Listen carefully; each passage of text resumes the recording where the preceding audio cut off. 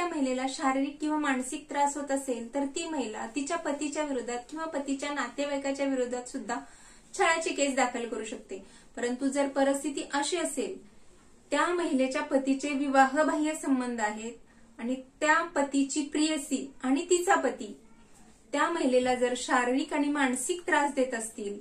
तर ती महिला पतीच्या प्रियसीच्या विरोधात छळाची केस दाखल करू शकते का, याविषयी सुप्रीम कोर्टाचा एक निकाल आलेला आहे, त्याविषयीच आपण चर्चा करणार आहोत। जर एखाद्या विवाहित महिलेचा छळ होत असेल तर आधीचा कायदा भारतीय दंड संहिता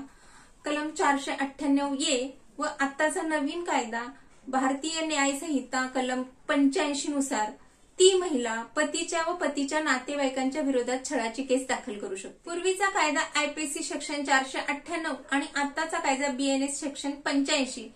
आपल्याला काय सांगला, शारीरिक किंवा मानसिक त्रास होत असेल, तिच्यावर सामाजिक बहिष्कार टाकला असेल किंवा घरेलू कामकाजात जबरदस्ती करत असतील किंवा संतान उत्पत्तीसाठी तिच्यावर दबाव आणत असतील, हुंडा मागणे किंवा हुंड्यासाठी प्रतारित करत असतील, अशा परिस्थितीमध्ये त्या महिलेच्या पती विरोधात आणि पतीच्या नातेवाईकांच्या विरोधात छळाची केस दाखल होऊ शकते आणि त्यामध्ये त्यांना 3 वर्षाचा कारावास किंवा दंड दोन्ही शिक्षा होऊ शकतात। सुप्रीम कोर्टामध्ये अशीच एक केस आलेली होती आणि त्या केसमध्ये त्या महिलेने पतीच्या मैत्रिणीच्या विरोधात 498A प्रमाणे छळाची केस दाखल केलेली होती। केसचा निकाल देताना सुप्रीम कोर्टाचे न्यायाधीश BR गवळी आणि KV विश्वनाथम यांच्या खंडपीठाने असा निकाल दिलेला आहे, तिच्यासोबत विवाहबाह्य संबंध ठेवणाऱ्या महिलेच्या विरोधात आयपीसी सेक्शन 498A प्रमाणे फौजदारी खटला दाखल करता येणार नाही, कारण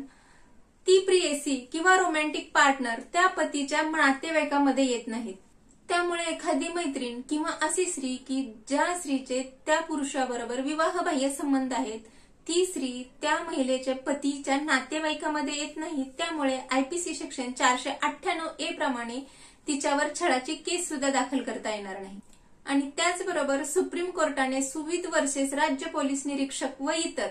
2009 या न्याय निर्णयाचा देखील संदर्भ दिलेला आहे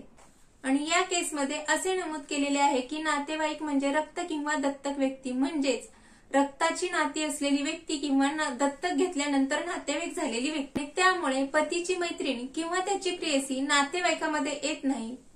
आणि याचमुळे पूर्वीचं आयपीसी सेक्शन 498 आणि आताचं बीएनएस सेक्शन 85 यानुसार छळाची केस तिच्या विरोधात आपल्याला दाखल करता येणार। तर आता तुम्ही म्हणाल की त्या महिलेला न्याय कसा मिळणार किंवा ती महिला कुठली केस दाखल करू शकते, तर ती महिला छळाची केस तर दाखल करू शकते, परंतु तिच्या पतीच्या विरोधात त्याचे विवाहबाह्य संबंध आहेत या कारणावरून पतीच्या विरोधात घटस्फोट सुद्धा दाखल करू शकते आणि घटस्फोटाच्या अर्जामध्ये त्या पुरुषाचे त्या महिलेबरोबर शारीरिक संबंध आहेत त्या महिलेला सुद्धा समाविष्ट करून घेऊ शकते। आजची माहिती तुम्हाला कशी वाटली हे मला कमेंट करून सांगायला विसरू नका। आवडली तर नक्कीच शेअर करा।